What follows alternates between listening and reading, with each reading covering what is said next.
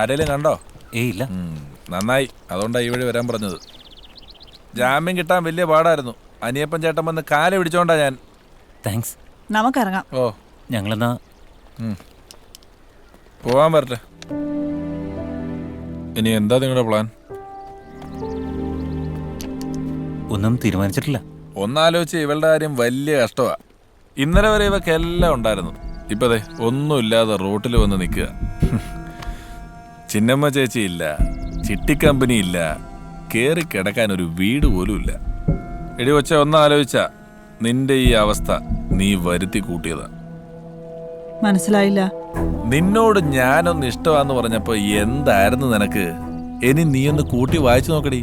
അന്ന് തുടങ്ങിയതല്ലേ നിനക്ക് കഷ്ടകാലം. സദാശിവൻ നായരുടെ ആത്മഹത്യക്കുറിപ്പ് ഒരു വലിയ പ്രശ്നമാകുന്നു. ചിട്ടിക്കമ്പനി പൊളിയുന്നു. സർവ്വ സ്വത്തുക്കളുടെയും അവകാശിയായ നീ അകത്താവുന്നു. എന്നോട് കളിച്ചാ ഇങ്ങനെ ഇരിക്കും. മനുവധക്കേസിൽ അകത്ത് കിടക്കുന്ന ഉണ്ണിയാർച്ചയ്ക്ക് പകരം നിന്റെ ഭർത്താവെന്ന് പറഞ്ഞ ഈ കോമരത്തിനെ അകത്താക്കാൻ എനിക്ക് പറ്റും. കാണാൻ നിനക്ക്. വക്കീലിനോടും പോലീസിനോടും കളിക്കരുത്.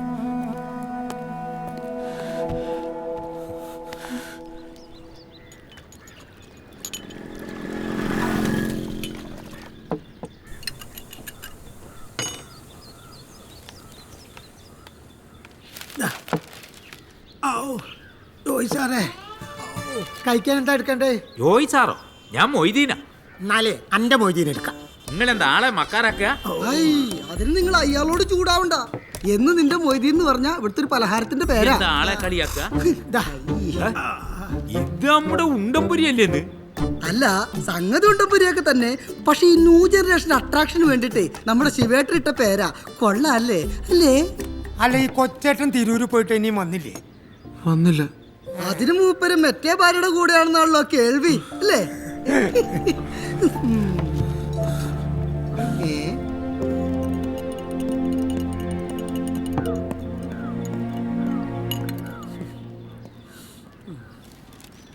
എന്തോ ഒരാൾക്കാരെ ചിരിപ്പിച്ച കലാകാരനാ. അപ്പൊ അദ്ദേഹത്തിന്റെ ജീവിതം ട്രാജഡിയായി. വീടില്ല, കുടുംബമില്ല. ഇതിപ്പോ മോളാണെങ്കിൽ അകത്തും. വക്കീല് പേപ്പർ ഹർജി കൊടുത്ത് ഇന്ന് പുറത്തിറക്കുന്ന പറയണത് കേട്ടത്. പേപ്പറിൽ ഹർജി കൊടുത്താ? പേപ്പറിൽ ഹർജി അല്ലടോ, പേപ്പർ ഹർജി. അതായത് തന്റെ പേരിൽ യാതൊരുവിധ സ്വത്തുവകകളില്ലെന്നും അതിനാൽ ബാധ്യത തീർക്കാൻ തനിക്ക് നിവൃത്തിയില്ലെന്നും കാണിച്ച് കോടതിയിൽ കൊടുക്കുന്ന ഹർജി. അത് പറ. മാഷേ, നിങ്ങൾ ട്യൂഷൻ കൊടുത്ത പിള്ളേരൊക്കെ പഠിച്ചു പഠിച്ച് വല്ല നിലയിലെത്തിയില്ലേ? നിങ്ങൾ ഒന്നും ആയില്ലല്ലോ ഇപ്പോഴും. എന്നിട്ട് അണ്ടിക്കഞ്ഞി വർത്താനം. ശിവേട്ട, അങ്ങനെ പറയരുത്. ഈ തുമ്പ എന്ന് എത്ര റോക്കറ്റുകൾ മോളിൽ പോയിട്ടുണ്ടെന്ന് അറിയാമോ? പക്ഷെ ഇന്നെ വരെ ഈ തുമ്പ മുകളിലേക്ക് പോയിട്ടുണ്ടോ? ഒരു മൊയ്തീൻ കൂടി. മൊയ്തീൻ തീർന്നേ, പുലിപ്പൊരി കിടക്കാം. പുലിമുരുകനോ? പയമ്പൊരി. നാളെയാണ് ബെയിൽ ആപ്ലിക്കേഷൻ. അവർക്ക് ജാമ്യം കിട്ടിയ അതിൻ്റെ സർവീസ് തന്നെ ഒരു ബ്ലാക്ക് മാർക്കായി മാറും. അച്ഛൻ പ്രാർത്ഥിക്കണം. പാപികളോട് ക്ഷമിക്കാനാണ് കർത്താവ് പറഞ്ഞിരിക്കുന്നത്. അവർക്ക് കഴുമരം കിട്ടട്ടെ എന്ന് പ്രാർത്ഥിക്കാനല്ല. അതല്ലച്ചോ, അച്ഛനറിയാലോ, എൻ്റെ ജീവിതത്തിലെ വളരെ പ്രധാനപ്പെട്ടൊരു കേസായത്. പറഞ്ഞു കേട്ടിടത്തോളം അവര് നിരപരാധിയാണെന്നാണ് എനിക്ക് തോന്നിയത്. അല്ലച്ചോ, തെളിവുകളെല്ലാം അവർക്കെതിരാണ്. അവരുടെ ക്യാരക്ടർ വെച്ച് ഇത് അവർ തന്നെ ചെയ്തതാണ്. ശരി ശരി, നിനക്ക് അവരോടുള്ള വൈരാഗ്യം അവരെ തളയ്ക്കാനുള്ള ഒരു മുൻവിധിയാകരുത് എന്നാ ഞാൻ ഉദ്ദേശിച്ചത്. ഒരിക്കലും ഇല്ലച്ചോ. നമ്മുടെ നിയമം തെളിവുകളെ ആശ്രയിക്കുന്നു. മനുഷ്യൻ ദൈവത്തിൽ ആശ്രയിക്കണം. അല്ലെങ്കിൽ ദൈവത്തിൻ്റെ നിയമപുസ്തകത്തിൽ നമ്മൾ കുറ്റക്കാരായി തീരും. നിനക്ക് മനസ്സിലാവുന്നുണ്ടോ? അവസാനം കരയാനിടവരരുത്, അതാ ഞാൻ ഉദ്ദേശിച്ചത്. ഈശോ മിശിഹായ്ക്ക് സ്തുതിയായിരിക്കട്ടെ അച്ചോ. എപ്പോഴും സ്തുതിയായിരിക്കട്ടെ. മത്തായി, മോന്റെ കല്യാണക്കാരി എന്തായി? അത് നടക്കില്ല അച്ചോ. അതെന്താ?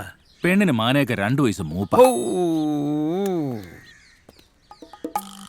അപ്പോ 2 വർഷം കഴിഞ്ഞിട്ട് നടത്തിയ പോരെ?